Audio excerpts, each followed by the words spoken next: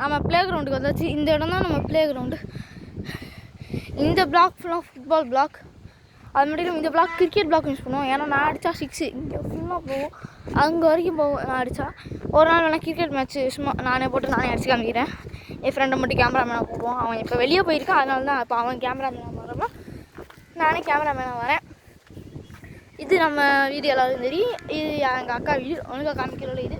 இது எங்கள் அம்மாச்சி வீடு. இதுதான் நம்ம ஊர் ப்ளே கிரவுண்டு.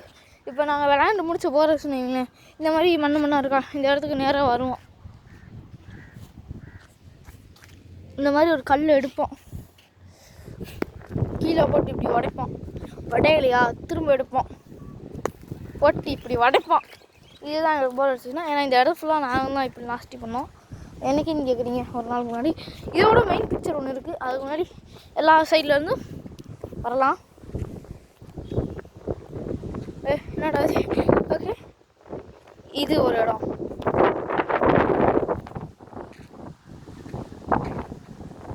இது ஒரு இடம்.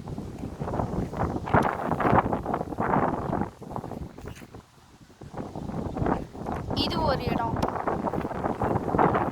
மெயின் பிக்சர் இதுதான். மெயின் பிக்சர் நீங்கள் பாருங்க எப்படி நாஸ்தி பண்ணிருக்கோம். இந்த இடத்தோட ஓனர் வந்தால் எங்களை எப்படிலாம் கிழிப்பார், என்னென்ன பண்ணுவாருன்னு எங்களுக்கு தெரியாது. ஆனால் நாங்கள் இப்படி தான் நாஸ்தி பண்ணி வைப்போம். ஏன்னா நாங்கள் தான் கூமாப்பட்டி பயலுக. அது மட்டும் இல்லாமல் கூமாப்பட்டி பயலுகளுக்குன்னு ஒரு டிஷர்ட் ரிலீஸ் பண்ண போகிறேன். அது வேணால் நீங்கள் 2 லட்சம் கொடுங்க, நான் உங்களுக்கு ஃப்ரீயாகவே எடுத்துறேன். 2 லட்சம் கொடுங்க, எடுத்துறேன். அது மட்டும் இல்லாமல் நம்ம கூமாப்பட்டி சைக்கிள் வேணும்னா,